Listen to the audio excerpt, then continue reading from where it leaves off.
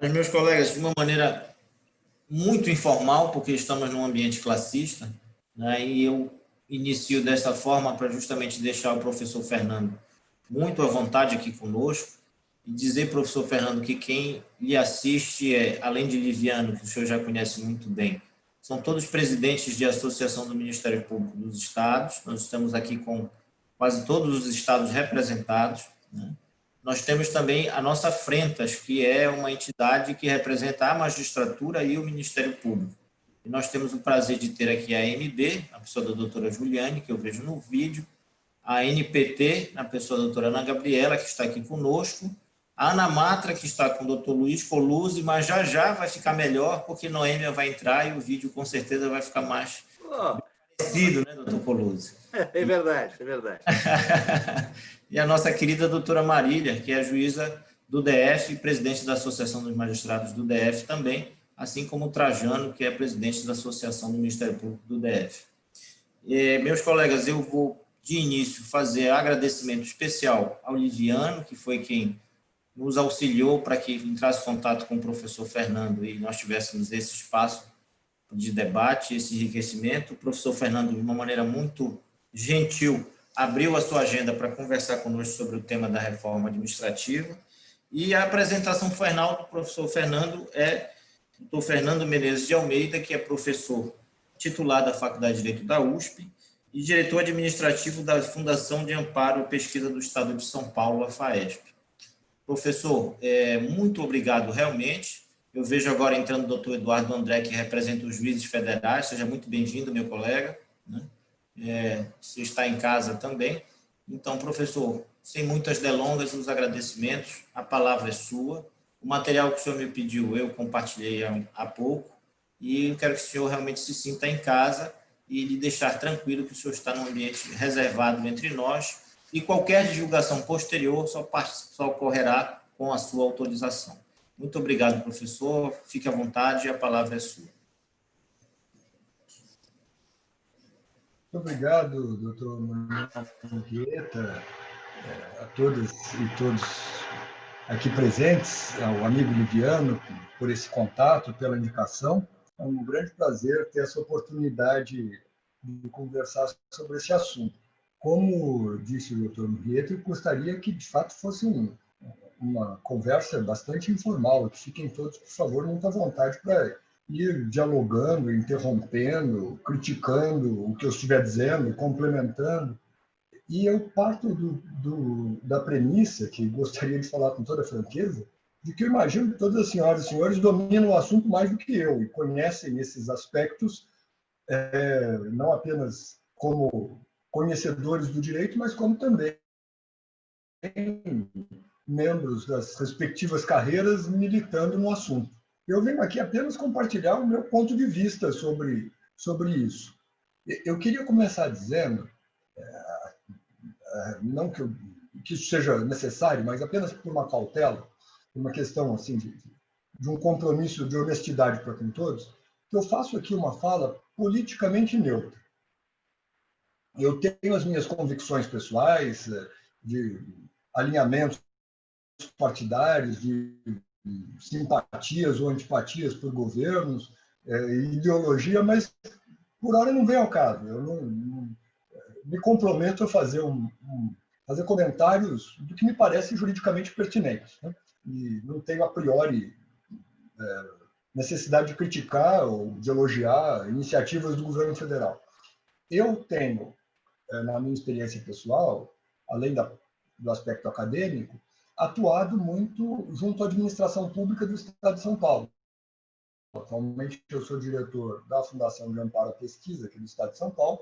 Já tive outras funções ligadas a determinados governos aqui do Estado de São Paulo, mas não sou membro de outra carreira pública, senão a de professor, né? E sou professor universitário.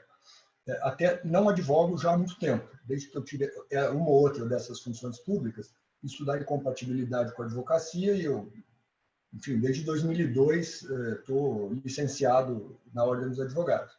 Então, também não tenho esse viés, digamos assim, da advocacia privada na abordagem do assunto, né? tudo isso que eu estou dizendo é neutro, é simplesmente para eu me apresentar o meu ponto de vista do que vou dizer.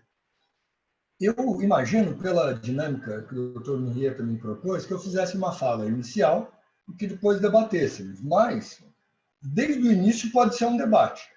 Eu imaginava que eu pudesse fazer uma espécie de leitura seguindo a proposta de emenda e, sem ler o texto da emenda, evidentemente, todos têm aí à disposição, mas fazendo comentários passo a passo, se acharem que isso é um caminho pertinente, sem descer nos detalhes muito pontuais, mas tentando enxergar a lógica geral dessa iniciativa. Fica bem assim? Gostariam que eu projetasse o texto aqui na apresentação ou todos têm o texto aí ao alcance das mãos? O que eu compartilhei é um documento elaborado pela própria Câmara dos Deputados, que é uma tabela comparativa dos artigos atuais e dos novos artigos. É preciso, de qualquer modo, prestar atenção que a íntegra da emenda tem regras que não estão nessa tabela. Essa tabela tem só as regras que alteram os dispositivos da Constituição, que corresponde ao artigo 1º da emenda. Mas os artigos 2º e seguintes da emenda têm regras, vamos dizer assim, de disposições transitórias, que ficam só na emenda sem entrar no texto da Constituição, portanto, não estão nessa tabela. Eu posso chegar a esse pedaço também, mas vamos na ordem aqui. Tá? Então, se os senhores buscarem a íntegra da emenda, aparecerá um conteúdo além desse que está na tabela comparativa. Tá? E de cara eu digo, o que está na tabela comparativa, na lógica da emenda, é para valer para os futuros servidores. E tem um regime de transição que não está nessa tabela, que está nos artigos 2º e seguintes da própria emenda. Esse regime que basicamente preserva regras para os servidores atuais e tem ali algumas possibilidades de variação. Olha, eu não acompanhei nenhuma espécie de discussão prévia nesse projeto. Não tenho experiência pessoal de ter participado de grupos de estudo, a pedido do governo, não tenho compromisso nenhum autoral com o que está aqui nesse projeto. Eu tomei conhecimento da proposta lendo depois que ela foi mandada para o Congresso.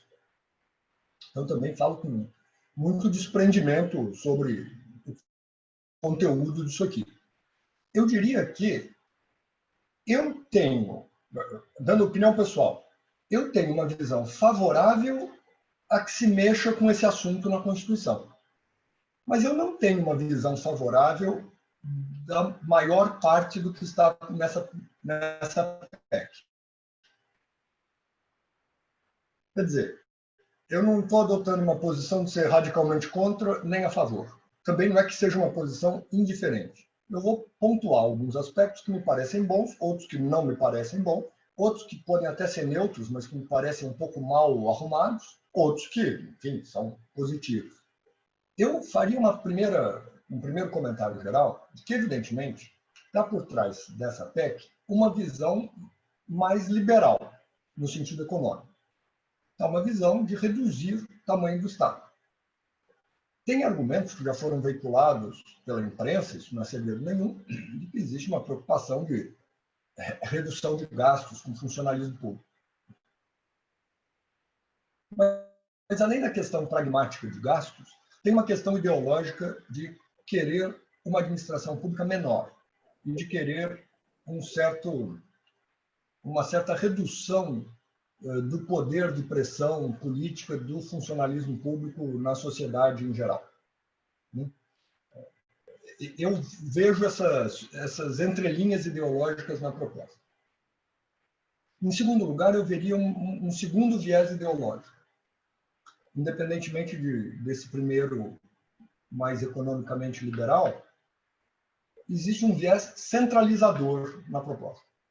O que, aliás, para mim, é conflitante com uma perspectiva liberal, que tem que ser fortalecedora do poder estatal, só que um poder estatal centralizado. Então, eu diria que tem um viés centralizador na relação da União com estados e municípios e tem um viés centralizador em poderes do presidente da República por comparação com outros poderes. Poderes do executivo, na verdade do chefe do executivo, por comparação com outros poderes. Eu vou fazer alguns comentários mostrando isso. Então, é um misto de liberalização econômica com redução do Estado e de concentração de poder no presidente da República e na União, por comparação com estados e municípios.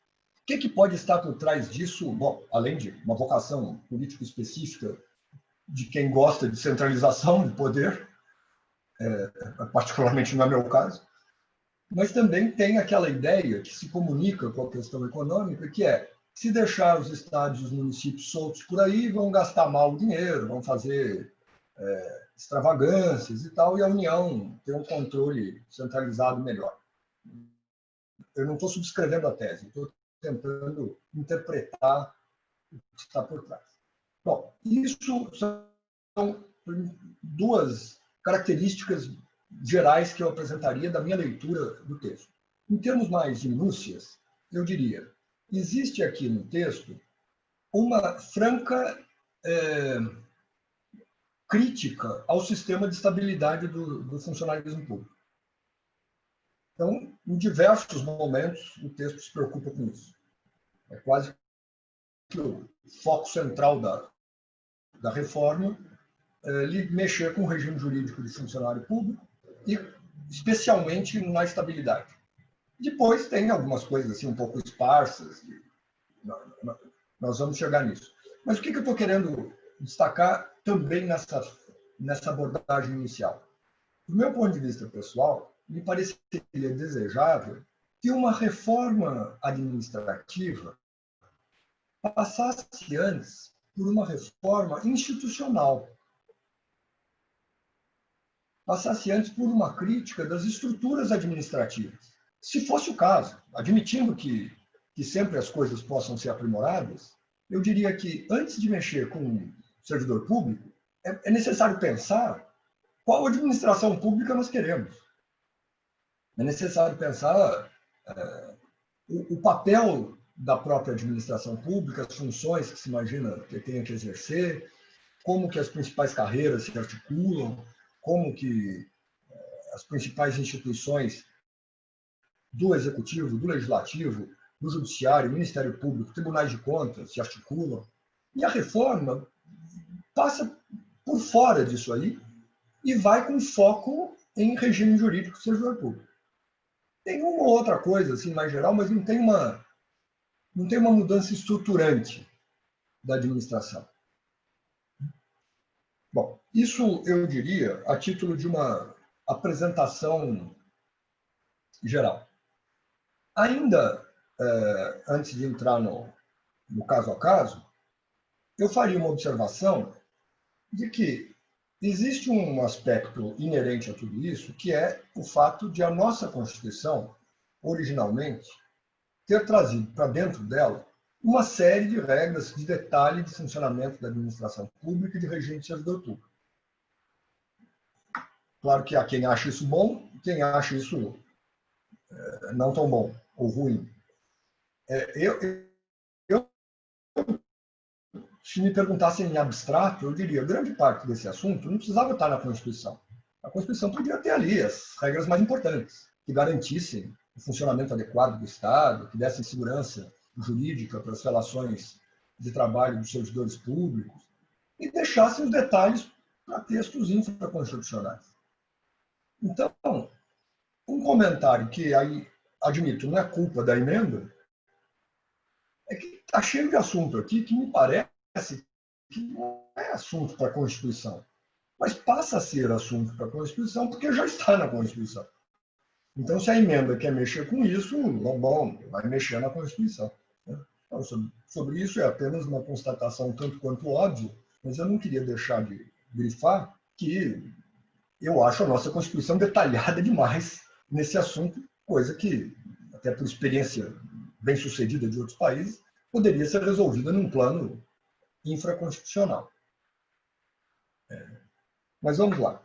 Se acharem que podemos avançar do jeito que eu tinha dito, eu vou fazer alguns comentários passo a passo aqui na emenda. me interrompam, por favor, a qualquer momento. Aliás, se já não estiver adequada qualquer coisa, qualquer abordagem, ou quiserem algum outro desenvolvimento preliminar, por favor, me digam. Eu continuo assim, sem projetar? Todos acompanham o texto paralelamente? Todos temos o texto, professor, fique à vontade. Vejo que uma primeira mudança no caput do artigo 37 é a inclusão de vários princípios. Essa história de princípios sempre gera algum desconforto quando eu vou falar isso que vou falar agora. Por quê? Imparcialidade, transparência, inovação, responsabilidade, unidade, que eu nem sei bem que conotação pode ter, coordenação, boa governança pública, subsidiariedade. Em geral, as pessoas não são contra isso. Subsidiariedade é mais polêmico. Mas quem vai ser contra que haja responsabilidade da administração? Quem vai ser contra que haja inovação, que haja transparência, que haja boa governança? O meu comentário aqui, muito breve, é que eu tenho uma certa antipatia por uma tendência do nosso direito atual, que é ficar fazendo longas relações de princípios. E normalmente os princípios descrevem coisas belas e coisas boas, e isso não traz mais segurança jurídica para o sistema. Isso introduz válvulas de insegurança na medida em que, a partir de palavras importantes, mas genéricas como essas, o administrador, o controlador, o cidadão tiram conclusões díspares, conclusões variadas, muitas vezes contraditórias. Eu não vejo em que ajuda a técnica jurídica pegar aqueles 5 princípios que já tinham uma certa sedimentação e parecia ter uma coisa, vamos dizer assim, austera em termos de lista de princípios, e transformar numa lista enorme. Um caso específico aqui que eu acho particularmente estranho é o da subsidiariedade. O princípio de subsidiariedade é um princípio mais aberto para viés ideológico, porque por trás da noção de subsidiariedade está a ideia de que o Estado deve interferir menos e a iniciativa privada deve ter a precedência.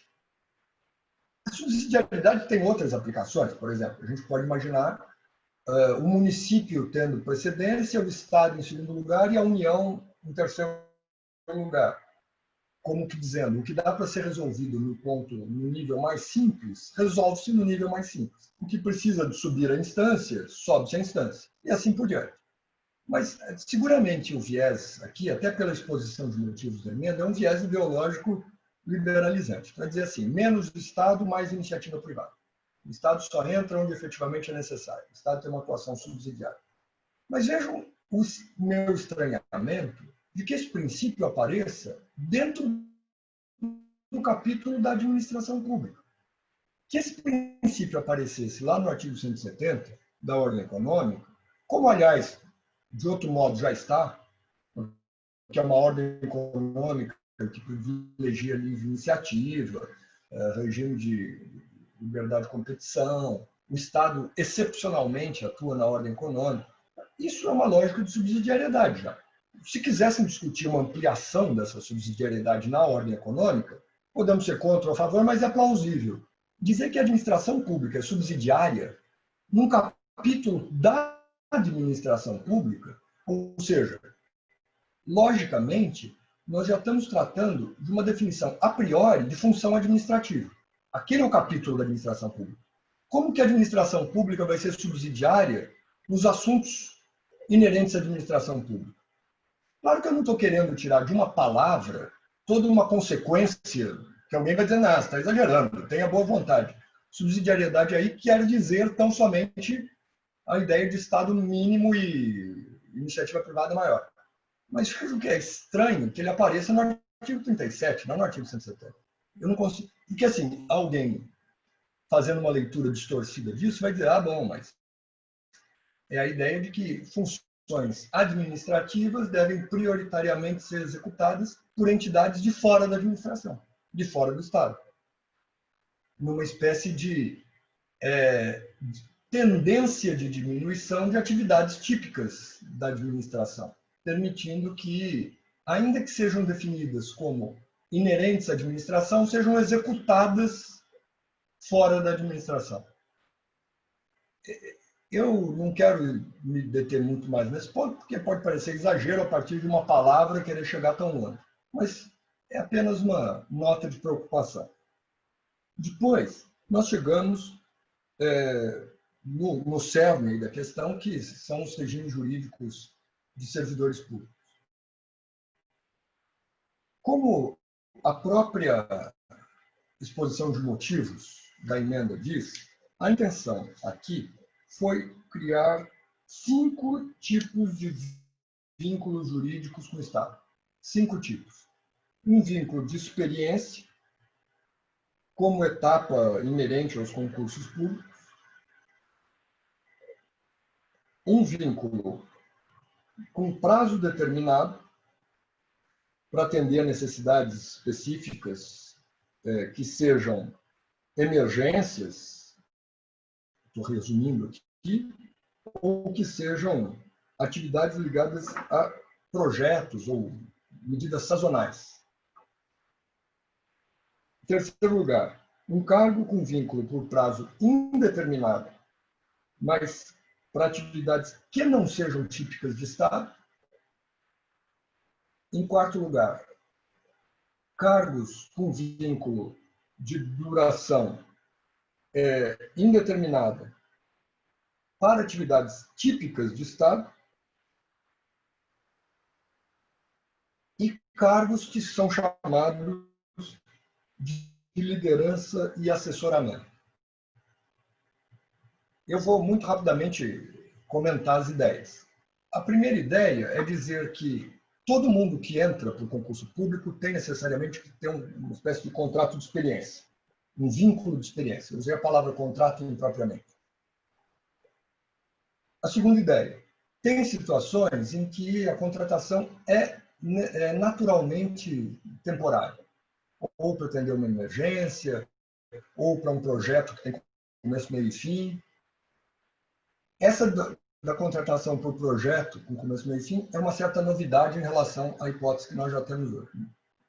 Terceiro lugar, atividades. Aqui que é a polêmica maior. Atividades típicas de Estado e atividades não típicas de Estado desempenhadas pela administração. Nesses 2 casos, que seria a grande maioria das situações, os 2 casos juntos, haveria uma diferença que hoje não existe entre um lado e outro. E a quinta situação é desses cargos de liderança e assessoramento que são providos independentemente de concurso. Quer dizer, vejam que existe aqui, na maior parte dos aspectos, uma mudança formal sem uma mudança de essência. Que exista uma espécie de experiência, existe já. Antes da aquisição da estabilidade ou da vitaliciedade, existe um período de experimentação, independentemente do nome que se dê. Que existam contratações temporárias, excepcionais, já existe. Muda um pouco aqui as hipóteses, até facilita um pouco, mas já existe. Que existam contratações permanentes, isso já existe. É que aqui tem essa distinção dos cargos típicos de Estado e outros não. E que existam essas funções que chamam de cargo de liderança e assessoramento, já existe. São os cargos ou empregos em comissão. Aqui é quase que uma mudança de nome. Bom, vamos pontuar cada um deles. Por que a reforma está querendo enfatizar essa ideia de vínculo de experiência? Na verdade, é pegar o sistema atual de avaliação do concursado antes da aquisição de estabilidade e submetê-lo a controles mais rigorosos, a avaliações mais rigorosas, antes que realmente ganhe estabilidade. na prática, não muda em substância. Eu até diria, falando pelo meu viés aqui da experiência que eu tenho, né, que nem é tão grande assim, mas até onde eu consigo enxergar, eu admito que, na grande maioria dos casos, essa ideia de fazer avaliação antes de completar os 2 anos ou 3 anos, conforme o tipo de carreira, a maioria das vezes é pro forma, né? Muito difícil alguém não ser efetivado. Agora, não precisa mudar a Constituição para isso funcionar. Já existem mecanismos no atual sistema que permitem que isso funcione. Então, o que nós vamos ter nessa emenda é uma espécie de detalhamento desses procedimentos, querendo tornar esses processos de avaliação mais efetivos. Eu diria que ainda... Eu não sou contra isso, mas a emenda não vai resolver o problema. O problema está no mundo real, o problema não está no texto da lei. Se esses procedimentos vão ser bem feitos, vão ser mal feitos, vão ser só pro forma, só que agora vão ser pro forma com muito mais ilustração, a realidade vai ser a mesma. Mas ainda assim admitamos, se isso aqui ajudar a melhorar, muito bem. O vínculo temporário, esse vínculo para o prazo determinado, também não muda muito o que já tem. Fica um pouco mais claro que, além de casos de emergência, calamidades, situações assim, existe também uma lógica de contratar para projeto que tem começo, meio e fim.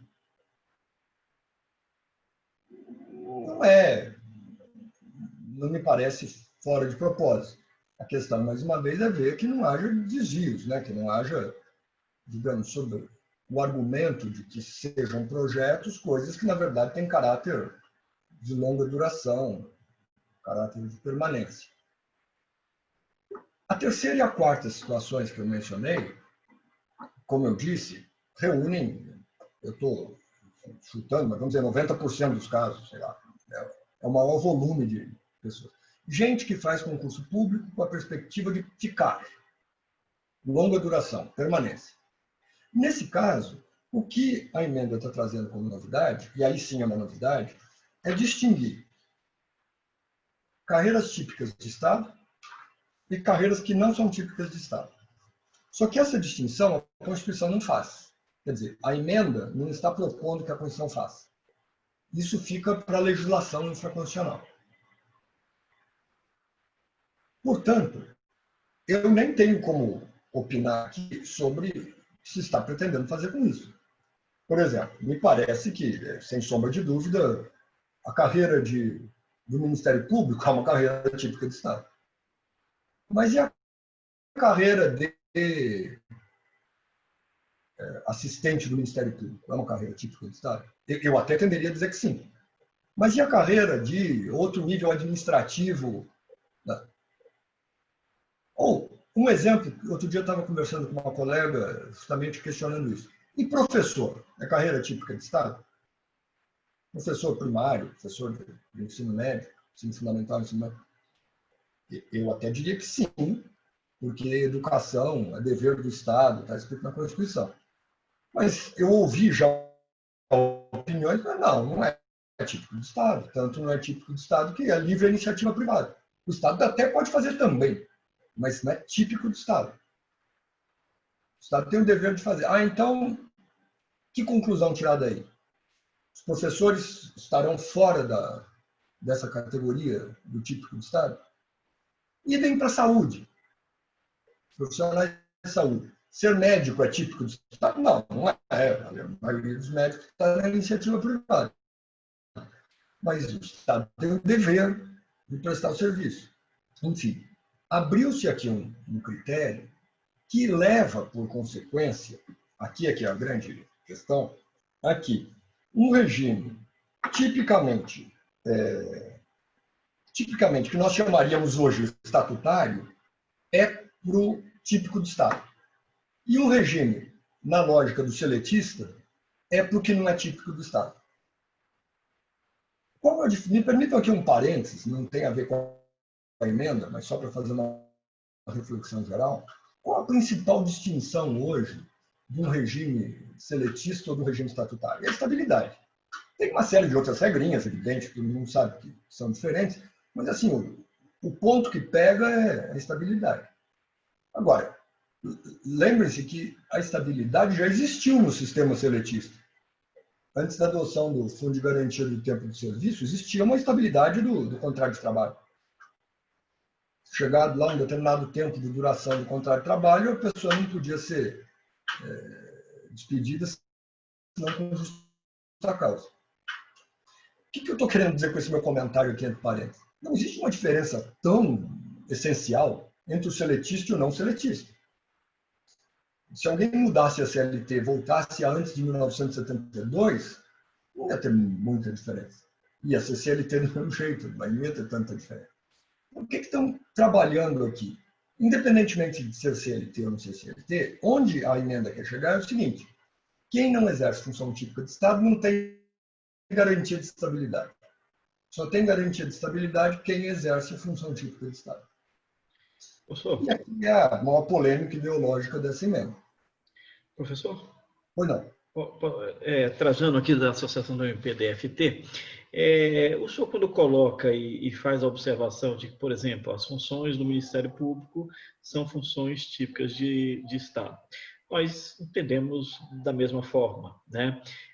Mas entendemos também que, além das 5 situações que o senhor coloca, dos vínculos que a reforma vem tratando e vem apontando, os 5 tipos de vínculo, e os promotores até se sujeitam a algum deles de experiência, por exemplo, todos nós passamos por estágio probatório, todos nós depois temos a confirmação, mas a gente está entendendo também, professor, que a reforma não se aplicaria aos órgãos que não só são típicos de Estado, mas que exercem funções políticas dentro do Estado, né? Então, o Ministério Público, as magistraturas, os conselheiros de tribunais de contas não estariam alcançados com esses dispositivos do artigo 37 da legislação. Eu queria saber se o senhor reforça essa ideia ou não.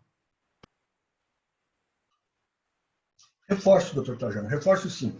E agradeço o seu comentário, porque quando eu exemplifiquei com o Ministério Público, eu dei justamente a impressão equivocada de que eu estaria tratando da hipótese de incidência do 37.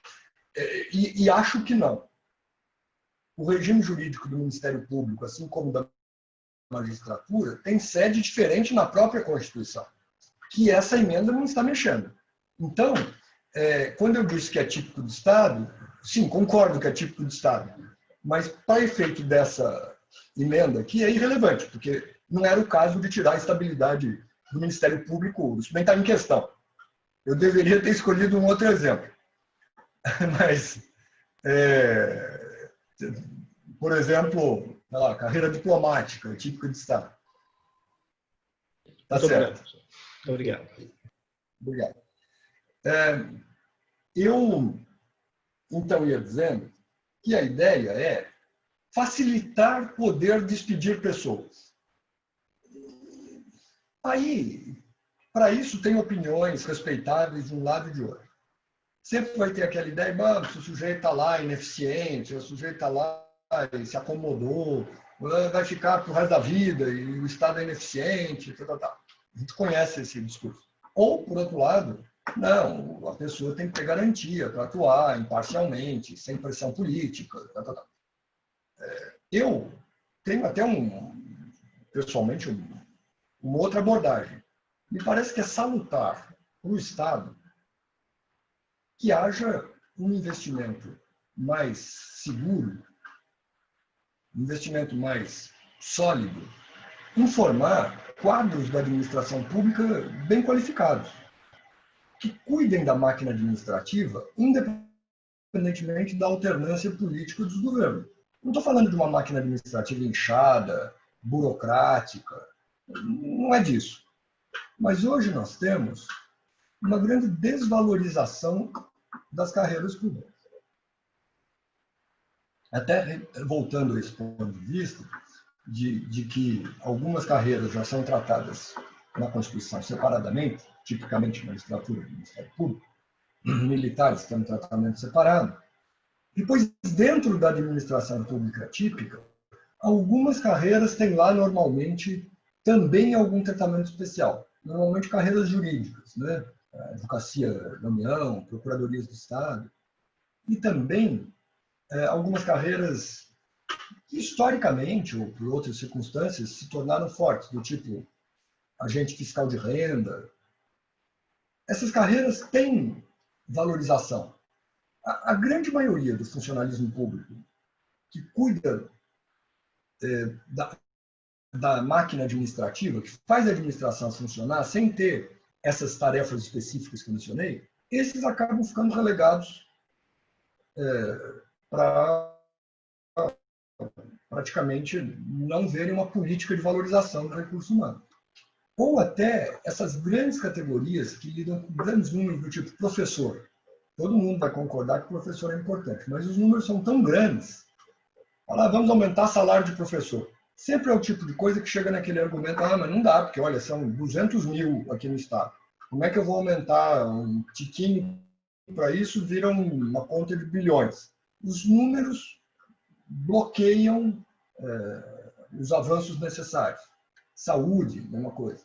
Enfim, o que eu estou querendo dizer é que a estabilidade não tem só esse sentido de proteção do indivíduo que vai tomar uma decisão blindado contra ameaças ou interferências políticas. A estabilidade também tem um sentido de permitir que a pessoa se dedique, no longo prazo, a uma função pública, criando uma burocracia estável, criando quadros qualificados que cuidam dos assuntos públicos, em benefício do sistema. Agora, que as pessoas displicentes, descomprometidas com a qualidade do serviço, desonestas, tenham que ser excluídas? Tem. Mas isso me parece meio de senso comum aquilo que eu estou falando. E a Constituição atual já dá instrumentos para isso.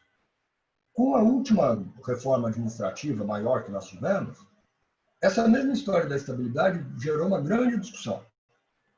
E chegaram no ponto de que perde-se a estabilidade não apenas por processo administrativo ou processo judicial, mas também por avaliação de desempenho, por insuficiência de desempenho.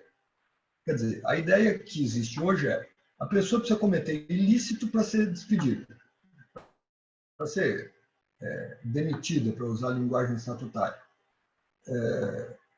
Ou ilícito administrativo ou ilícito penal. Ou, com essa emenda anterior, né, da reforma administrativa anterior, por insuficiência de desempenho, o que não é propriamente um ilícito. Tudo bem que a gente pode fazer um jogo de palavras para dizer, se tem um dever de desempenhar bem, desempenhar mal viola esse dever. Mas aí é um certo jogo de palavras. Na verdade, a pessoa está lá cuidando da vida, fazendo o mínimo necessário e não está desempenhando o suficiente. Por que isso não acontece? Não acontece porque a legislação que deveria disciplinar essa matéria não existe. Ou, na grande maioria dos casos, não existe. Mas ninguém é mandado embora, o sujeito fica lá sem fazer nada. E tal. Bom, não é por falta de norma constitucional, é por falta de concretização dessa norma. A emenda aqui, de novo, vem mexer no sistema, não precisava chegar nesse ponto. Quer dizer, essa discussão do típico de Estado e não típico de Estado vai introduzir um problema que hoje não existe. O mesmo resultado de querer relativizar a estabilidade, independentemente desse critério típico de Estado ou não típico de Estado, já dá instrumentos para a administração despedir, né, demitir pessoas que não têm desempenho suficiente. Só que isso não acontece. Não acontece por um problema da realidade prática, não por um problema da base constitucional. Então, a reforma tem um sentido político de facilitar esse mecanismo de desligamento. Agora, eu tenho lá minhas dúvidas se vai funcionar. A realidade vai ser a mesma. Até mesmo, vejam, que a Justiça do Trabalho, para falar dos seletistas, que supostamente hoje já podem ser despedidos sem estabilidade, construiu uma jurisprudência tal que eles têm quase estabilidade. Precisa haver todo um processo, uma justificação, uma modificação, né, que não é tecnicamente a justa causa da CLT, mas que é praticamente o processo de verificar se a pessoa teve uma insuficiência de desempenho. Com outras palavras, que é o sistema da perda do cargo dos estáveis. Então, é como se o seletista tivesse essa estabilidade. Essa estabilidade que pode ser relativizada por ilícito ou por insuficiência de desempenho. Na prática, a jurisprudência já deu estabilidade para o seletista. Então, eu estou argumentando com elementos da realidade para mostrar que, provavelmente, essa emenda não vai resultar em mudança da realidade prática, do funcionamento do direito administrativo nesse ponto. Tudo bem. E depois, junto com isso, tem várias regras até de menor alcance. Eu vou falar, talvez, primeiro de algumas coisas principais, depois eu volto em regras mais pontuais. Uma outra coisa que me parece assim, de maior destaque é o artigo 37A. Esse artigo 37A se conecta com aquela minha preocupação do assunto da subsidiariedade. O que está dito aí é que União, Estado, Distrito Federal e municípios podem, na forma da lei, firmar instrumentos de cooperação com órgãos e entidades públicas e privadas para execução de serviços públicos, inclusive com compartilhamento de estrutura física e utilização de recursos humanos particulares, com ou sem contrapartida financeira. Tradicionalmente, o que a gente tem no nosso direito? Execução de serviço público por particular é possível, mediante o modelo da concessão de serviço público. Certas parcerias para o desempenho conjunto de atividades público-privadas também existem. Eu não estou falando das PPPs enquanto concessões. Pensem, por exemplo, na Lei de Inovação Tecnológica. Tem vários modelos de parceria para pesquisa. Pesquisa não é um assunto público. Pesquisa é livre, é iniciativa privada. Pesquisa é científica. Então, esse compartilhamento de pessoas, de estruturas, existe na Lei de Inovação.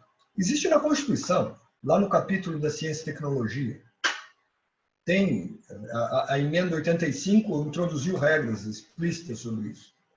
85 de 2015. Mas aí, percebam que é uma atividade que já era privada. E o Estado também faz pesquisa científica. Então, vamos unir esforços e vamos fazer juntos. Tudo bem. Mas o que está dito aqui é outra coisa. Instrumentos de cooperação com entes públicos ou privados para execução de serviços públicos. Então, é um híbrido, que não é a concessão de serviço público, mas que não é aquela parceria para fazer coisas que o privado já faz, e que o Estado simplesmente junta esforços para fazer uma atividade livre à iniciativa privada, junto com o privado, mas é atividade típica do Estado, serviço público, que por um instrumento fluido aqui, instrumentos de cooperação, privados podem executar. Aqui eu vejo claramente uma leitura daquela subsidiariedade que eu estava fazendo, a partir do princípio que se pretende introduzir no capítulo 37. É algo diferente da concessão e é algo diferente do fomento ou das parcerias com entidades privadas para assuntos que são, ao mesmo tempo, público-privado. Aqui é uma coisa diferente para que privados executem atividades públicas. Com que limite? Bom, enfim, lei federal disporá sobre normas gerais, até que seja editada a lei federal, os outros entes federativos têm competência subsidiária, uma lógica de competência concorrente. Então, isso para mim é um assunto novo que, dependendo da largueza que se der para ele, tem um potencial de grande alcance.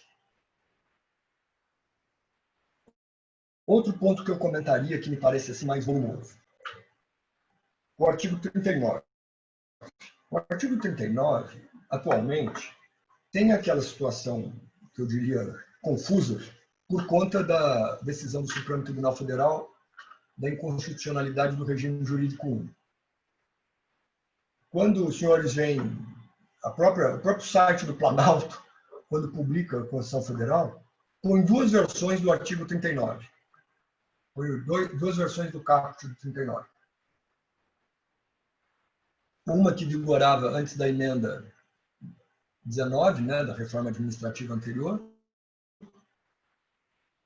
e outra que é a emenda, que por sua vez está com a eficácia suspensa por decisão do Supremo Tribunal Federal. Não, acho que todos sabem disso, não porque o Supremo Tribunal Federal tenha entendido que era inconstitucional acabar com o regime jurídico único. Na ocasião, o Supremo Tribunal Federal entendeu que tinha um vício formal de tramitação da emenda e suspendeu esse dispositivo. Então, em princípio, o que acontece desde essa decisão do Supremo, que já é de mais de uma década, é que voltou a vigorar o texto original da Constituição, o regime jurídico único. Quando, desde a emenda 19, muita gente se adaptou para diversos regimes jurídicos. Aproveito para comentar um caso bem recente em que o Supremo Tribunal Federal julgou a inconstitucionalidade da lei da Universidade de São Paulo, uma lei que cria as carreiras da Universidade de São Paulo. A Universidade de São Paulo é uma autarquia. A Universidade de São Paulo tem regime autárquico estatutário para os seus docentes e um regime seletista para os funcionários administrativos. Ou seja, ela não tem um regime jurídico único. Quer dizer, já não é claro o que significa regime jurídico único. Mas existe uma tendência majoritária de se entender que dentro de uma mesma pessoa jurídica tem que ter um regime só. Por isso ele é único. Dentro de um estado, dentro de um município, dentro de uma autarquia. A USP é uma autarquia com dois regimes. E o Supremo Tribunal Federal julgou constitucional. Recentemente. Nesse ano ainda. Quer dizer, já não é bem um regime jurídico único. Existe uma dúvida de como aplicar o regime jurídico único. Então, o que essa emenda aqui está propondo é acabar com a história do regime jurídico único. Não se fala mais em regime jurídico único. Até aí, francamente, eu acho bom. Eu não vejo por que tenha que ser um regime único. Já não vejo hoje por que tenha que ser. Né? Com as garantias todas que eu falei antes para todos os regimes, mas ele não precisa ser único. Idêntico. Pouco importa a função de que se trata. Mas, em lugar disso, o que entra pela emenda é um texto que não tem nada a ver com o regime jurídico único ou não, e que é o seguinte: Lei Complementar Federal disporá sobre normas gerais de gestão de pessoa, política remuneratória de benefício, ocupação de cargos de liderança e assessoramento, organização da força de trabalho no serviço público, progressão e promoção funcionais, umas coisas assim que praticamente tem a ver com todo o regime jurídico do servidor. E isso me parece esquisito, ou me parece até mesmo discutível do ponto de vista jurídico, dada a regra que a Constituição tem, inclusive imune à mudança constitucional, de repartição do equilíbrio federativo. Porque não é da nossa tradição que uma lei federal imponha normas sobre o regime jurídico do servidor valendo para estados e municípios, mesmo que sejam normas gerais. Só que todo mundo sabe como é que a União legisla a norma geral, né? A Lei 8666 é uma lei de norma geral. Ela se diz de norma geral. Salta aos olhos que ela não é de norma geral. Ela é ultra detalhada, específica. Mas ela se autodetermina assim. É muito provável que uma lei federal desse tipo vai esgotar o assunto do regime jurídico do servidor público, a pretexto de fazer a norma geral. Mas ainda que fosse norma geral, me parece estranho que essa matéria escape da autonomia de auto-organização dos entes federativos. Aqui é um dos aspectos, aliás, o principal aspecto, me parece bastante relevante, de centralização na União, como eu estava dizendo no começo da minha fala. Que a própria Constituição já trouxesse regras, nós podíamos voltar para outra discussão. Puxa vida, a Constituição está detalhando demais, devia deixar para a lei.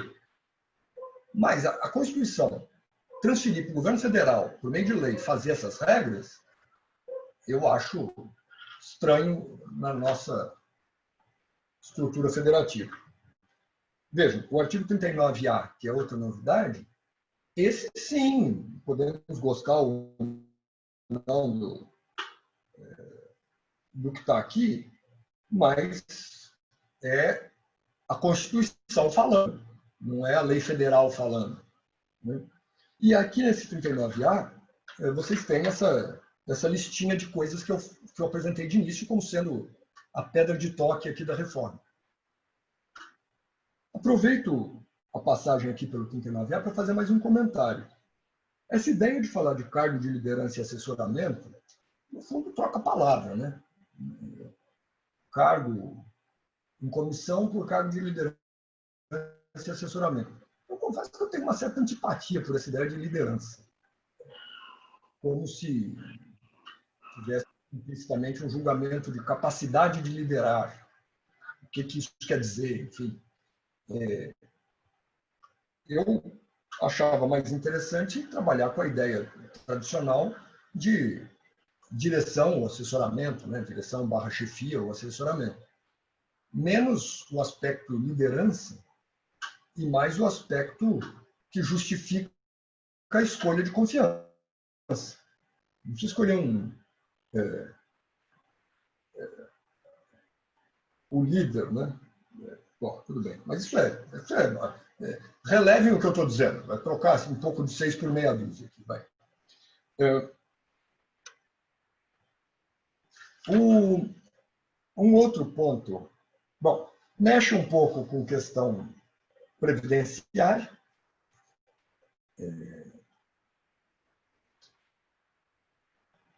É o artigo 40. Né, a preferência pelo regime da Previdência Geral da Previdência.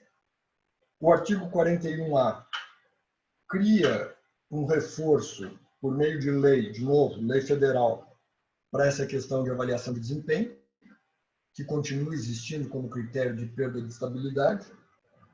E aí nós chegamos num outro ponto em que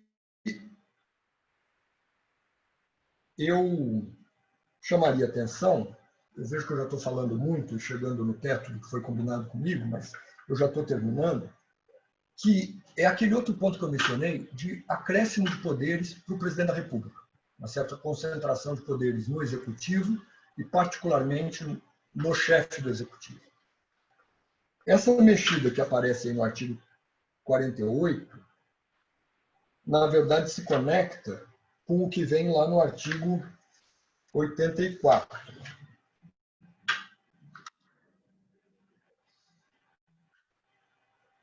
O inciso 6º do artigo 84 é aquele que fala de coisas que o presidente da República pode fazer por decreto sem lei.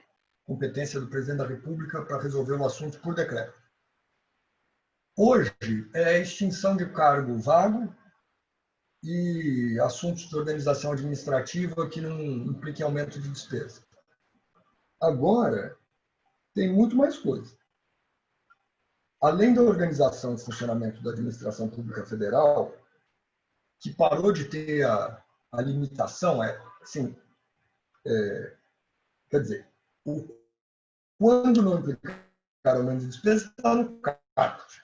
Mas o intuito aqui de organização e funcionamento, como se detalha na exposição de motivos, é dar uma ampliação de poderes para o presidente da República fazer isso, e cargos do ministro do Estado e outras funções aqui. E depois, tem uma série de alíneas que aí são as novidades. Criação, fusão, transformação e extinção de ministérios e órgãos diretamente subordinados ao presidente da República. Historicamente, isso depende de lei. Bom, não é porque historicamente é de um jeito que não pode mudar. Concordo. Mas eu acho, estou dando minha opinião pessoal, que é um bom equilíbrio de forças o legislativo opinar sobre o que o executivo quer fazer, sobre a estrutura do Estado. Né? Não acho mal esse sistema de balanço. O item D, esse é o que mais me preocupa.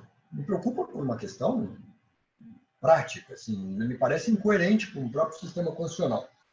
Extinção, transformação, fusão de entidades da administração pública autárquica fundacional. Quer dizer, por decreto, o presidente da República pode dizer extinguiu a autarquia, extinguiu a fundação, fundiu uma com a outra. A lei cria uma autarquia. Tudo bem que nós estamos tratando da Constituição, uma emenda à Constituição. Eu não estou dizendo que a emenda à Constituição não pode fazer isso. Pode fazer isso. Eu só diria que não é muito coerente com a lógica da Constituição. Criar por lei e extinguir a critério do presidente. No caso das fundações é mais grave ainda, porque a Constituição diz que a lei, reformula a minha frase, a Constituição nem diz que a lei cria a fundação. A lei autoriza a criação da fundação. A administração pública, uma vez autorizada, pratica atos civis para instituir a fundação. E o que está dito aqui é que o presidente da República, sozinho, pode extinguir uma fundação que nem a lei sozinha pode criar. A lei cria junto com o ato administrativo e com os atos regidos pelo Código Civil. Mas o presidente da República sozinho vai lá e extingue a fundação. Eu não estou querendo pensar no atual presidente da República, nas circunstâncias atuais, não é isso, mas imagina. O presidente da República extingue as universidades. Não quero saber mais de universidade. Nem estou defendendo o ponto de vista da universidade, porque eu sou professor universitário. É lícito que alguém queira extinguir uma universidade. Tá bom, vamos discutir politicamente, discutir no Congresso, discutir com a sociedade em geral. Não é porque é universidade, posso dar qualquer exemplo de qualquer autarquia ou fundação.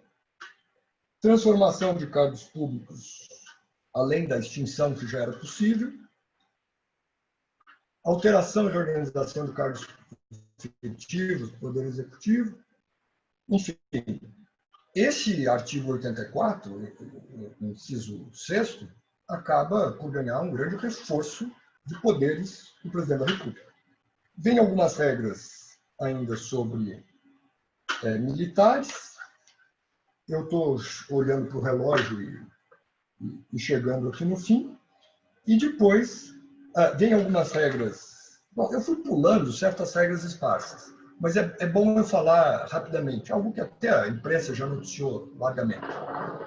A emenda pretende acabar com adicionais temporários, com aumento do salário pela inércia, pelo tempo.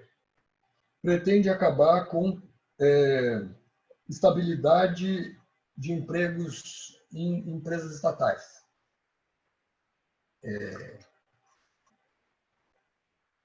Idem para o caso de aposentadoria compulsória para os empregados aposentadoria compulsória para empresa, por idade para empregados de empresas públicas ou sociedades de economia mista ou consórcios públicos. Mais regras sobre contrato de gestão, aquele contrato do parágrafo 8º do artigo 37, para dar autonomia para entidades governamentais. Enfim, nessa minha fala final, eu fiz apenas um breve apanhado de dispositivos esparsos que vem aqui.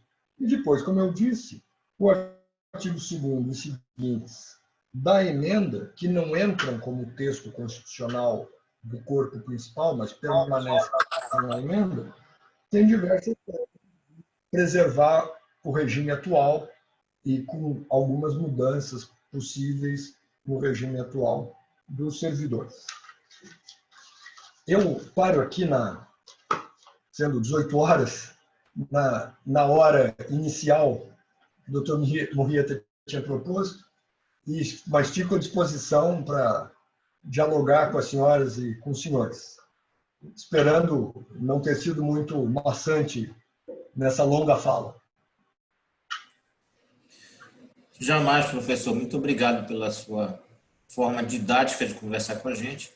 E, meus colegas, a palavra está aberta. Eu peço que aqueles que queiram fazer perguntas ao professor levantem a mão ou escrevam aqui no chat, se sentirem mais à vontade, que nós vamos dar início a essa dinâmica de perguntas e respostas. O doutor Trajano é o primeiro que eu visualizo. Obrigado, presidente. Professor, eu vou voltar só para ficar um pouquinho mais explícito a preocupação, uma das preocupações grandes nossas, que é a incidência ou não das mudanças constitucionais para os regimes jurídicos da magistratura e do Ministério Público, né? O artigo 37, no atual, ele tem alguns incisos que tratam especificamente da magistratura e do Ministério Público. Apesar de estar no capítulo, ele vai tratando de toda a administração e em algum momento ele trata da gente quando fixa, por exemplo, o subsídio, né? Daí uma preocupação de, por exemplo, quando eles falarem que não é possível férias além de 30 dias, não é possível a percepção de aumentos salariais vinculados ao tempo, não é possível uma série de restrições aos servidores públicos, à administração pública, né? Por que isso não seria válido para a magistratura e o Ministério Público? Quando o artigo 37, lá embaixo também, num dos seus incisos, coloca que os subsídios do Ministério dos magistrados terá isso, terá aquilo. Essa é um fantasma que nos assombra, né? E que eu estou fazendo aqui um papel muito mais de um advogado do capeta para poder a gente sair daqui um pouquinho mais tranquilo, né? A que argumento eu posso dizer que efetivamente não se aplica algumas restrições previstas para toda a administração pública quando esse próprio artigo estipula alguma coisa para esses regimes que estariam afastados, segundo a sua ótica e segundo a minha também. Muito obrigado, professor. Doutor Trajano, eu não conseguirei dar tranquilidade para ninguém. Eu próprio não tenho essa tranquilidade. Eu nem tenho autoridade para fazê-lo. Mas compartilhando aqui o pensamento, eu diria, eu acho que esse artigo 37 já tem uma impropriedade em termos de técnica legislativa, que é misturar assuntos da administração pública em geral com assuntos específicos do servidor público. Quando, na verdade, o artigo 39 é que pretende tratar do assunto do servidor público. Então, uma coisa é dizer, assim, em geral, princípio, como administração, até admitamos que regras de concurso público ou regras de licitação, regras de controle. Agora, regras de remuneração do servidor podiam estar no 39. Qual o objetivo de essas regras estarem no 37? Talvez pretender atingir o universo de servidores públicos. A própria Constituição tem uma outra dificuldade de sistematização, que é certas regras estão aqui no 37, sem explicitar Ministério Público ou não, magistratura ou não. E aparecem lá adiante, nos 90 e tantos, com especificação para o Ministério Público e a magistratura. Por exemplo, acúmulo remunerado de cargos. E algumas regras estão no 37 e explicitam todos. Por exemplo, como bem lembrado, a regra do teto, que se refere aos subsídios dos ministros do Supremo Tribunal Federal. Eu diria, sem ter certeza das coisas, que é razoável argumentar que aquilo que foi explicitamente dito no 37 para essas funções que não são tecnicamente administração pública, porque Ministério Público e magistratura eu não chamaria de administração pública. O artigo 37 está lá num capítulo que chama administração pública. Não é um capítulo que fala o Estado e os seus funcionários. É um capítulo que fala da administração pública. É estranho, insisto, que algumas regras sobre deputados, juízes, estejam no 37. Mas eu não vou brigar com a Constituição. Se a Constituição quis pôr ali ou quis pôr em outro lugar, é estranho, mas é norma constitucional. Eu, no entanto, não levaria a interpretação de fazer aplicar em instituições ou carreiras que não são administração pública, regras do capítulo administração pública que não tenham explicitamente incluído essas outras. Se isso vai resolver as dúvidas, estou dando uma opinião, não tenho segurança das coisas, mas eu sustentaria honestamente, convictamente, essa opinião.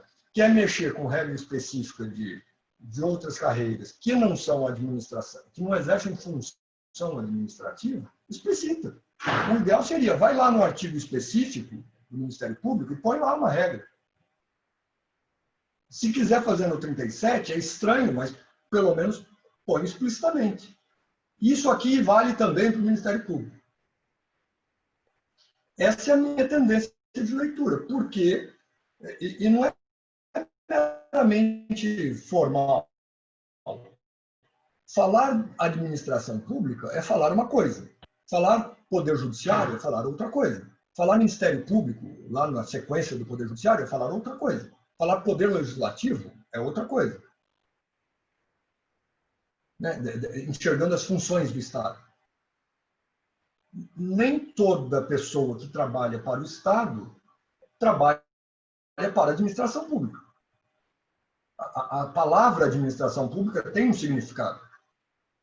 Não é mero jogo de palavras. Não sei se... O que o senhor acha disso? O que todos, aliás, acham?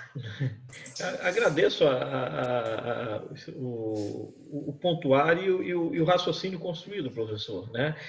De fato, essas distinções me parecem ser muito claras. Né? Administração pública, Ministério Público, Poder Judiciário, Parlamento, né? São coisas diversas. Né? O próprio Poder Executivo, num todo, é diferente de administração pública. Né? Então, se você tem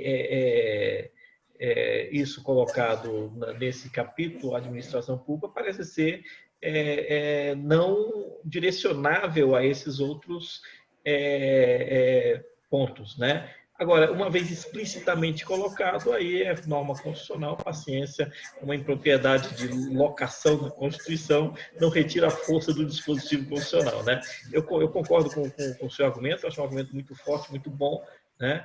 E agradeço a sua colocação, professor. Muito obrigado.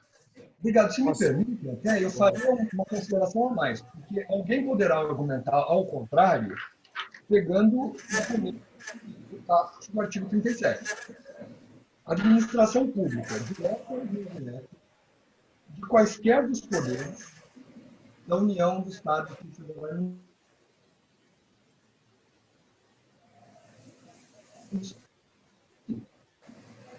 O que o artigo 37 está dizendo? Administração pública direta e indireta, proporcionalmente, de quaisquer dos poderes. Por exemplo, com essa história do indireta, não é impossível que o Poder Judiciário resolva instituir uma fundação. Que não é muito usual. Aliás, eu não conheço nenhum exemplo. Se alguém tiver um exemplo, pode até me dizer, porque quando eu dou aula desse assunto, eu digo que eu não conheço nenhum exemplo, e até hoje eu não soube. Mas vamos supor, organizar uma escola do Ministério Público, uma escola da magistratura sob forma de fundação, sendo administração indireta. Aqui, ó. Administração direta ou indireta de quaisquer dos poderes. Mas nem é desse o ponto é outro. Ao dizer que existe administração pública, pouco importa, direta ou indireta, administração pública em quaisquer dos poderes, como é que é então? o Ministério Público também é administração pública? Eu falei, não. Aí que é o argumento que eu queria construir a mais. E existe a função administrativa no Ministério Público, sem dúvida. Sim, perfeito. Que existe a função administrativa no Poder Judiciário também, ou no Legislativo. Mas isso não quer dizer que tudo que o Ministério Público faz é função administrativa. Por exemplo, quando o Ministério Público realiza uma concorrência para a contratação de um serviço, para reforma de um prédio, isso é função administrativa. Quando o Poder Legislativo compra insumos ali, materiais de escritório, faz gestão dos bens públicos, isso é função administrativa. Agora, quando os deputados participam do processo legislativo, isso não é função administrativa. Quando os promotores atuam nas suas competências ali definidas na Constituição, isso não é função administrativa. Então, ainda que exista função administrativa em quaisquer dos poderes, isso não quer dizer que tudo que está escrito aqui no 37 se aplica a todos os aspectos desses poderes. Carreira de promotor não me parece função administrativa. Fazer concurso público para selecionar promotor não me parece função administrativa. Fazer, talvez, aqui é outra discussão, carreiras de apoio administrativo no Ministério Público, dependendo da carreira, aí eu diria, ok, função administrativa no Ministério Público. Eu até confesso que não tenho clareza na minha cabeça para dar bons exemplos. Eu comecei falando, eu nem sei bem se as palavras são próprias em cada caso, possivelmente isso varia em cada estado. Mas haver assim, assessores de promotor, assessor de gabinete, alguém com formação jurídica que ajuda o promotor a desempenhar a sua função típica, eu não diria que é função administrativa. Mas outras funções de secretariado, de organização da repartição, sei lá, o setor de patrimônio, o setor de compras, aí eu diria que é função administrativa. Então, dando um pouco mais de sutileza e complexidade no argumento, eu acho até que coisas que estão no 37, pegando genericamente função administrativa, atingem os outros poderes, e o Ministério Público, na medida em que se trate efetivamente de função administrativa, não de função legislativa, ou função jurisdicional, ou a função típica do Ministério Público. Muito obrigado, professor. Ficou bem claro, né? Só para ilustrar os seus exemplos nas suas aulas, eu fui empregado de uma autarquia do Legislativo Federal. O Prodazem, à época, era uma autarquia do Legislativo, algo assim que também, para mim, era uma novidade e interessante, né? Então, virou secretaria do Senado depois, mais um tempo foi uma autarquia do Legislativo Federal. Eduardo André. Vale como exemplo histórico, pelo menos. Professor, obrigado pelas colocações, obrigado. Foi excelente. Obrigado. Agora, uma questão que o senhor falou que eu acho muito interessante é que desde 2013, quem entra no serviço público já vai para o teto da Previdência Social, né? E assim, a reforma administrativa volta a tratar do tema, né? Quer dizer, é uma coisa assim que a Previdência dos servidores é um fetiche, né? Assim, é uma coisa, combater a integralidade e paridade é uma coisa que a gente tinha que superar, né? Mostrar que quem entra desde 2013 já não tem nenhuma chance de algo além do teto da Previdência, né? Era só realmente essa observação, que foi uma coisa que me chamou muita atenção na reforma, né? Você precisar repetir uma coisa que já está há 7 anos, que já é verdade, né? Quer dizer, é uma coisa... né? É isso. Verdade. É uma coisa que... né? Aquela... Não ajuda em nada essa desinformação, né? Quer dizer, você fala, eles vão acabar com a aposentadoria integral. Pô, eu sempre falo isso, que eu dou aula de previdenciário, mas isso já acabou há 7 anos, né? Quer dizer, é um museu de velhas novidades, né? Tem muito aqui, talvez. Eu não quero ser injusto com quem propôs isso aqui. Não sei. Não conversei, não discuti com ninguém que trabalhou nisso. Mas eu tenho a impressão de que tem muito aqui que são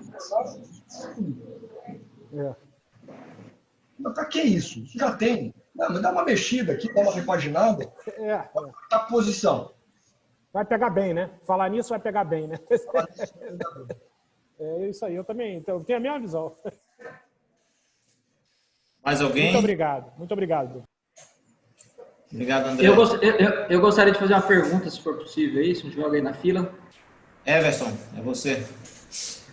Professor, primeiro quero agradecer ao senhor pela sua disponibilidade, parabenizar pela sua abordagem, foi bastante esclarecedora.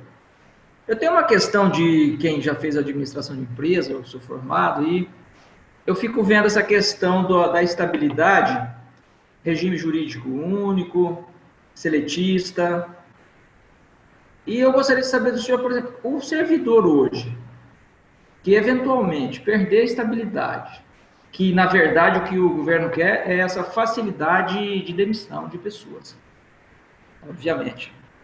Que garantia que ele teria em sendo demitido, não obrigatoriamente por justa causa, porque nós temos no regime seletista a demissão por justa causa, mas nós temos também a demissão porque a empresa não tem condições de continuar, aquela série de coisas, ela resolve demitir, que parece que é isso que o governo está desejando.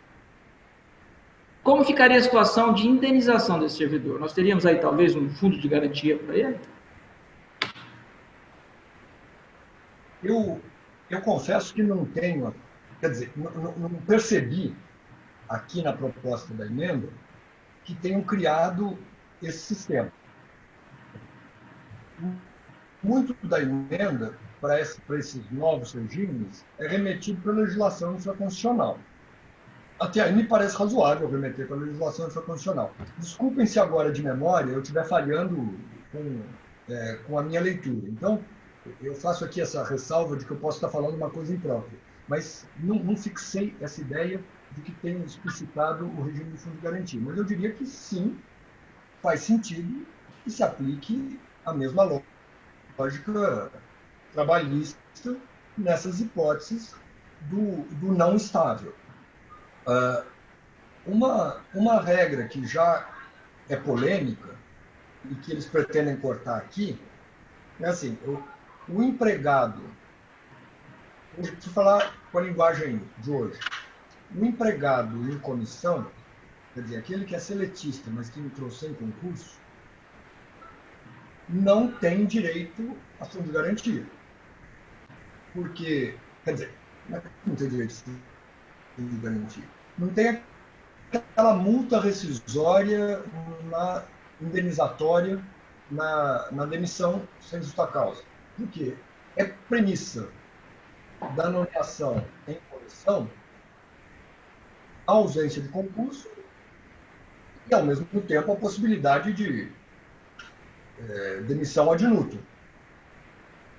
Colocar indenização por uma demissão sem justa causa, quando a premissa é ser demissível ad nutum, é incoerente. A Justiça do Trabalho já construiu uma jurisprudência nesse sentido, né? Os tribunais superiores já foram por aí. Tem alguma hesitação, mas a maioria da legislação do Estado já se adaptou para isso. Então, a gente tem sempre que fazer uma ressalva para esses que entram sem concurso, sendo seletistas. Mas eu suponho que para os demais, me parece justo se a mesma regra da relação de trabalho privado.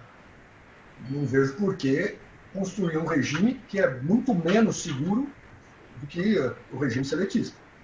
Isso pode ser despedido e pronto. E não tem nenhum tipo de compensação, né? Nenhum tipo de indenização por isso. Ok, professor. Obrigado, hein? Obrigado, Toré. Professor, eu não fiz no início uma apresentação que eu acho mais do que merecida. Está conosco aqui também Fábio Jorge, da NPR, Procurador da República. Então, Fábio, seja bem-vindo, que você abriu só o seu vídeo agora. Se você quiser usar a palavra, meu amigo, você está à disposição. Viu? De maneira muito rápida, mandar um abraço a todos, agradecer ao professor pela brilhante exposição, que esclareceu bastante coisas.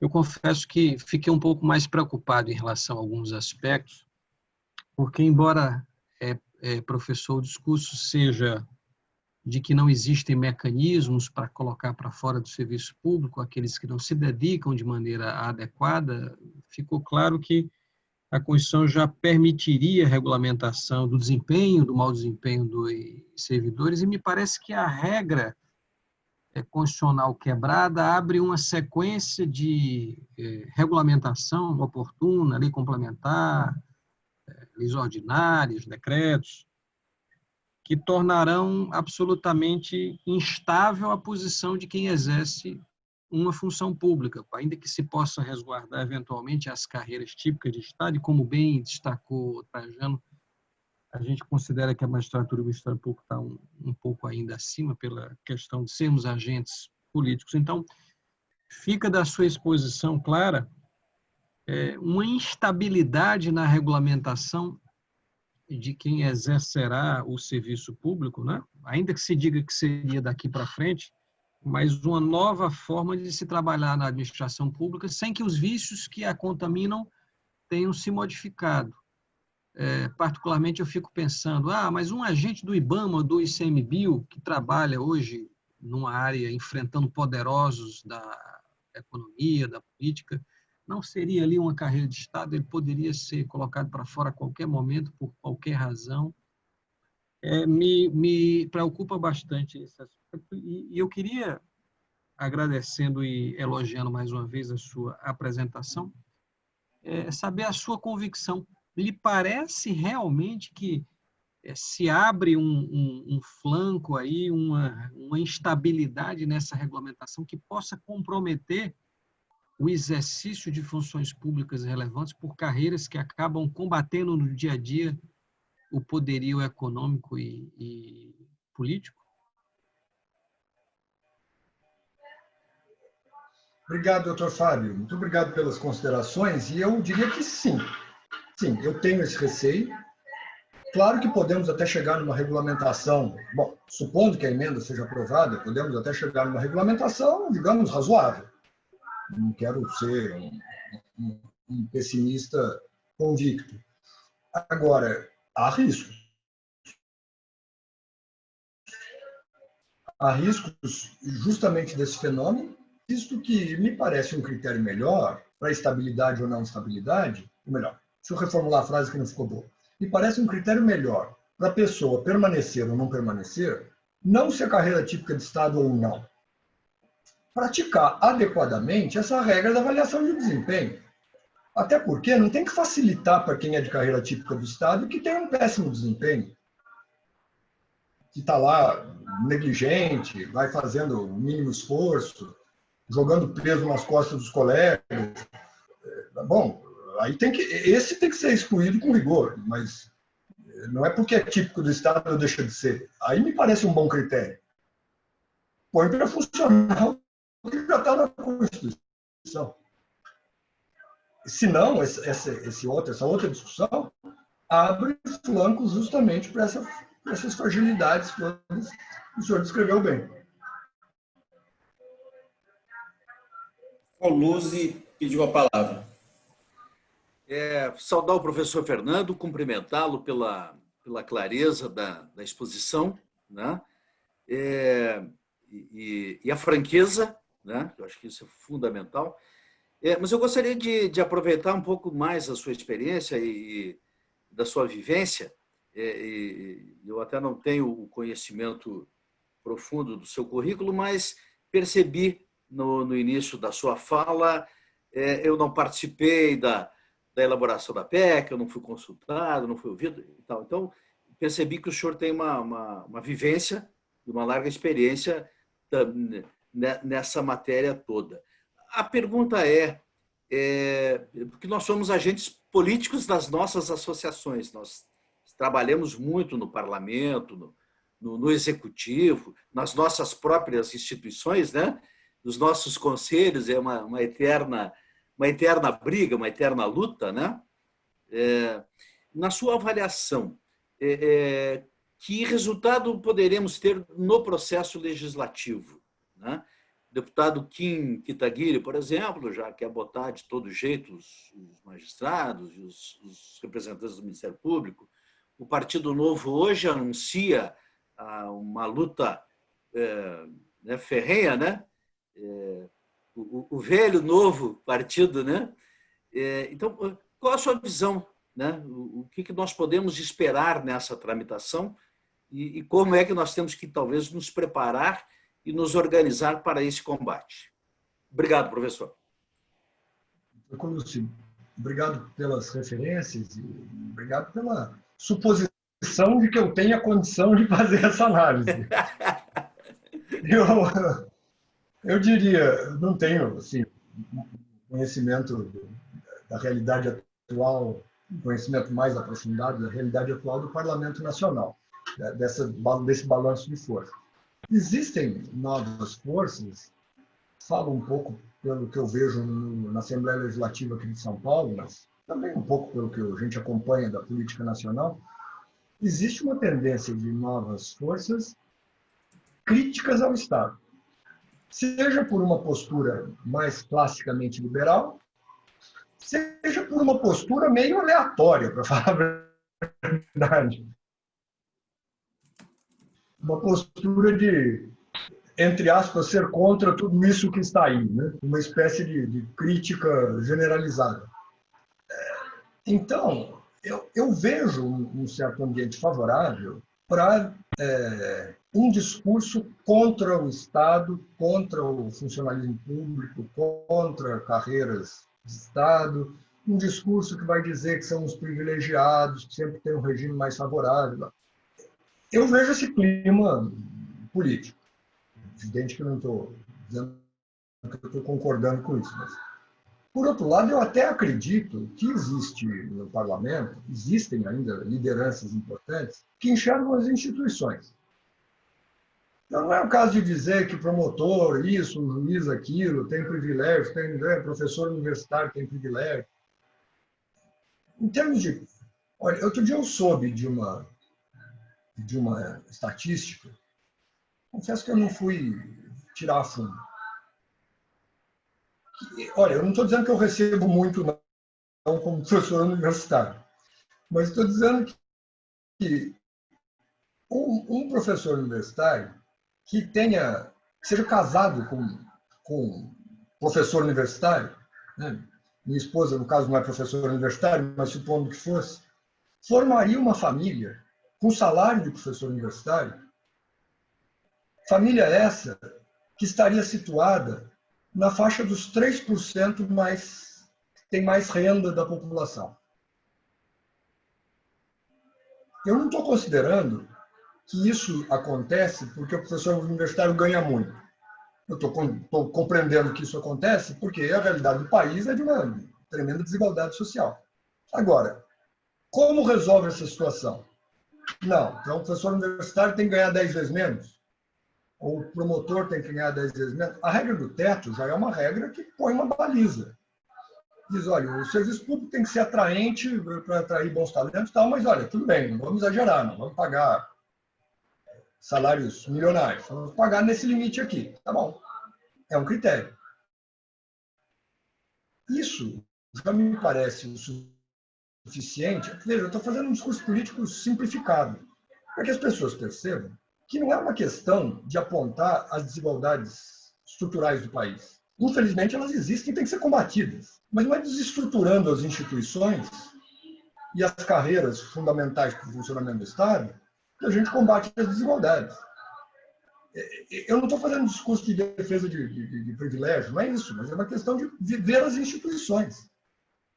Judiciário, Ministério Público, Legislativo, outras instituições basilares para o funcionamento do Estado de Direito, tem que ter um tratamento adequado para que funcionem.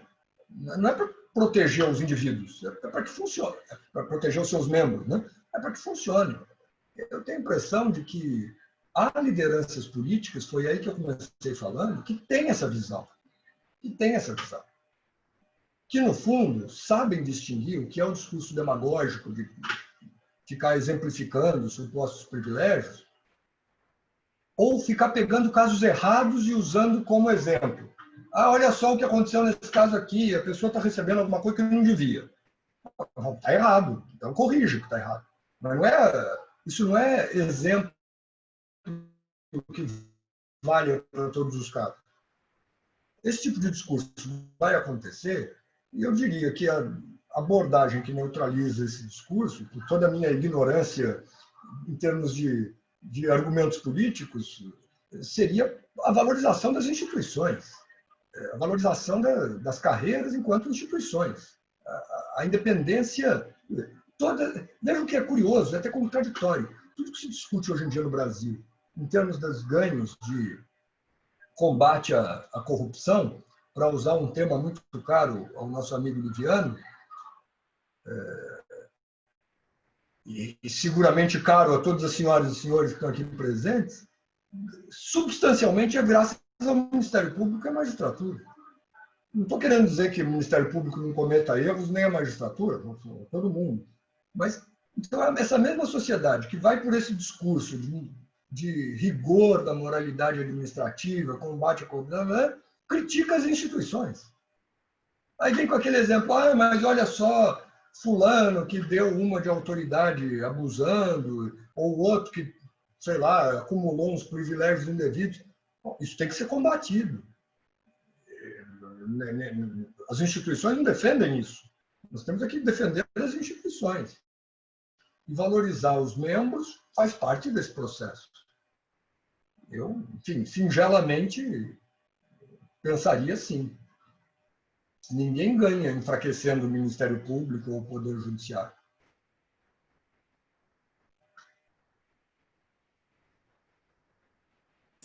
Muito obrigado, professor.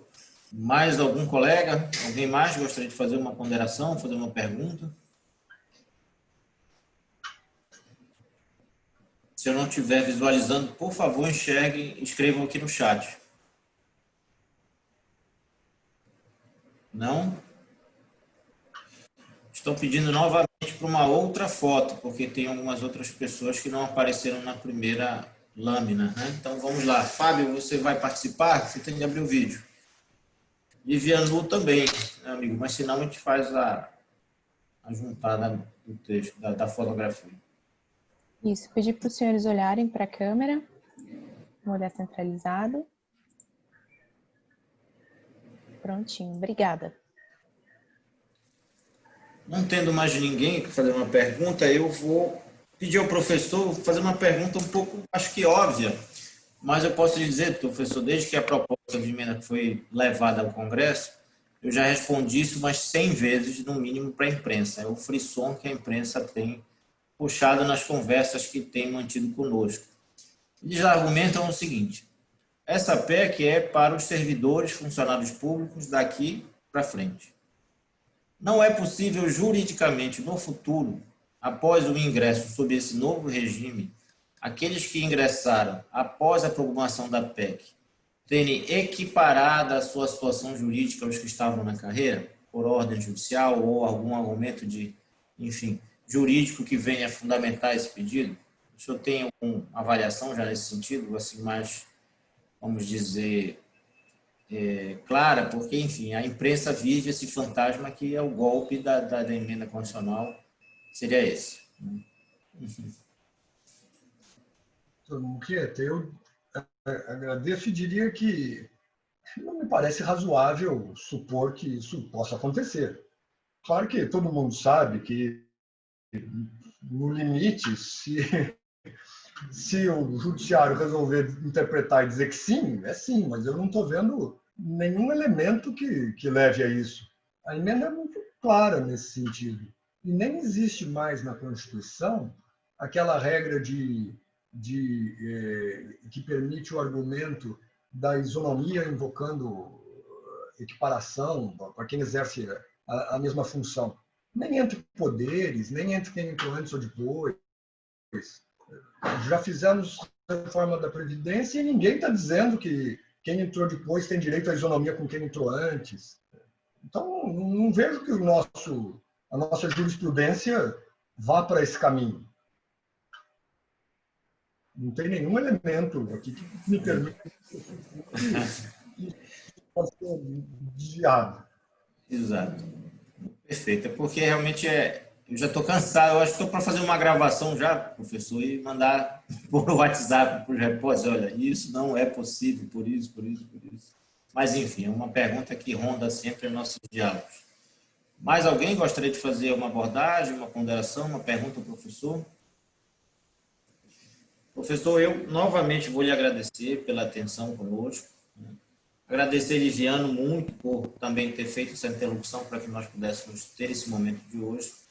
reafirmar que nós vamos lhe encaminhar esta gravação para que o senhor avalie se é válido ou não a publicação, que aí nós poderíamos baixar para o nosso canal do YouTube ou outra forma de utilização, mas isso vai ficar a sua avaliação e o seu julgamento, dependendo da sua autorização. E para contrapor Trajano, que disse que fazia uma pergunta do advogado do capeta, eu gostaria de puxar as palavras de Santo Agostinho e dizer que felicidade é seguir desejando aquilo que se tem, né? Aquilo que se mantém, que se possui. Né? Então, para que a gente possa manter, no mínimo, um modelo de segurança jurídica para os agentes políticos, as carreiras de Estado, possam cumprir o seu papel, o seu mundo e a sua missão constitucional com altivez, independência, equilíbrio, lógico, mas principalmente com a força e a energia necessária para a mudança de algumas culturas que vale a pena a gente ficar aqui renovando. Professor Fernando, mais uma vez, muito obrigado. Eu devo entrar em contato novamente com o senhor amanhã e antecipo que a gente vai lhe fazer uma surpresinha em razão do agradecimento que o senhor ter disponibilizado a sua agenda para conversar conosco. Se alguém quiser fazer alguma despedida também, a palavra está franqueada, principalmente para as entidades da Frentas. Mas, da minha parte, um grande abraço a todos e boa noite. Um grande abraço da nossa parte, né? Renovando os agradecimentos ao professor, ao Livianu e a Frentas por termos tido essa rica oportunidade. Também gostaria de agradecer ao professor pela excelente exposição, muito esclarecedora, e estamos aqui à disposição, né? A NPT está à disposição para a continuação dos debates sobre essa questão. Obrigado ao professor, em nome do NPE. Obrigado. Muito obrigado, então. Eu que agradeço. Só agradeço também, professor Fernando, pela exposição. Em nome da AMARES DF. Obrigado. Muito obrigado, O professor. professor, com certeza, nos concedeu aí elementos para a gente conversar, né, com o parlamento com mais propriedade. Obrigada, viu? Parabéns aí, Murrieta. Obrigado, Juliana. Um abraço também. Então, meus amigos, professor, uma boa noite. Então, que tenho a agradecer a gentileza de todas e todos. Foi um grande prazer para mim. Só um grande problema nisso, professor. Uma vez é pouco, então provavelmente o senhor vai ter mais demandas da nossa seleta aqui, vamos dizer assim, amistosa equipe de trabalho classista. Um abraço, professor, uma boa noite. Obrigado.